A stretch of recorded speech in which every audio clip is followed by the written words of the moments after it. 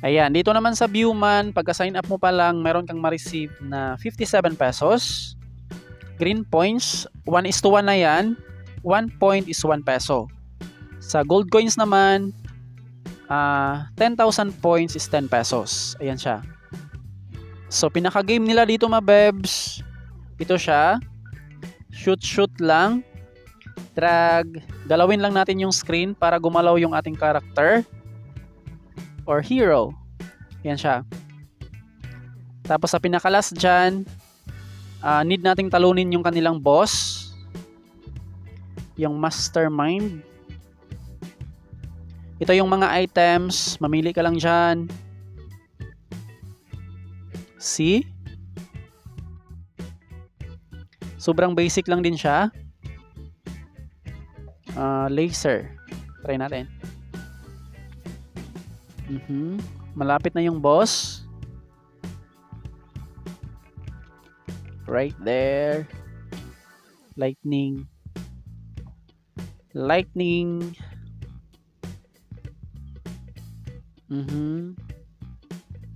Ayan na. Sita lang ka. Grab.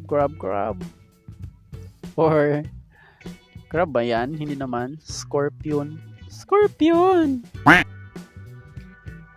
Ayan.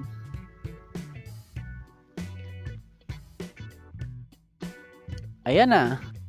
Pagkatapos ng game or level, ito yung ating reward.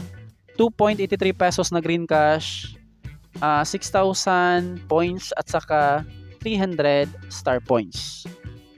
Yung ating makukuha na points, dito siya malagay mabebs sa agent account. Ayan, dito siya mag-add. Tapos i-withdraw lang natin yan para malipat dito sa ating balance na coins. Take note, bago natin ma-claim yung ating points, dapat nakapag-level 2 yung ating agent account. So para mag-level up yung ating agent account, ito yung kailangan na points, itong green. Dito tayo mapunta sa kanilang daily task. Ito yung mga green points na makukuha natin mabebs kapag na-achieve natin tong mga task. Tapos dito naman meron silang interactive task, mag-visit lang ng site ng ilang minutes. Tapos meron tayong makukuhang coins. Ayan, bawat location dyan mabebs, merong nakalagay na reward. Swerte ka dito mabebs kung mapindot natin yung kanilang black gold. Ayan, worth 1,100 pesos. 3 beses na ako dyan nakakuha ng 1,100. Ito yung kahapon. Ayan, para makapaglaro sa kanilang map, ito nga po yung kailangan na points. Makukuha lang natin tong mga points na to mabebs dito nga po sa kanilang daily sign-in. Coins at saka blue points. Meron pang ibang task para makakuha ng blue points dito sa kanilang daily task. Ayan, kapag natapos natin tong task, meron tayong makukuhang 2 points. Tapos yung dagdag sa pag-invite ng mga friends. Pansin ko lang dito sa kanilang app mabebs, dito sa kanilang game, kapag nasa level 40 ka na pataas, random na lang yung ating makukuha na green points. Sa inviting naman walang green points. Ayan mabebs, puro coins lang yan. Yung kitaan sa kanilang green points, ito nga pong agent kapag nag-level up. Tapos dito sa map, malaki yung chance na dito nga po tayo makakuha ng maraming green points. So, yun lang. Anyways, kahit mahirap mag-ipon dito ng green cash, bumawi naman sila sa pag-cash out. Dahil dito nga po sa cash out mabebs, wala na nga po siyang ibang condition.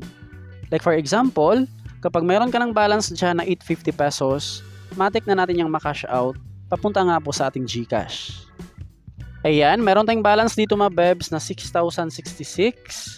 I-cash out natin tong 2,800. Push. Confirm. And then, success. So, matik na.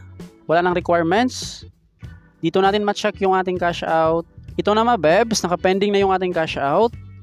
Tapos, sa coins naman, try natin siyang i-cash out. Baka pwede pa. Bago tayo makapag-cash out dito sa coins, dapat meron tayong balance na 200. So 200 pesos yung kanilang minimum via GCash, PayMaya, GrabPay at saka PayPal. Kapag sa Lazada naman, kahit 1 peso mabebs, pwede kang mag-cash out. Ayan, i-confirm lang natin yan. Success. Happy to accept. Ito na yung ating pending lahat. 5,000 plus, 2,664, at saka 2,800. Alright.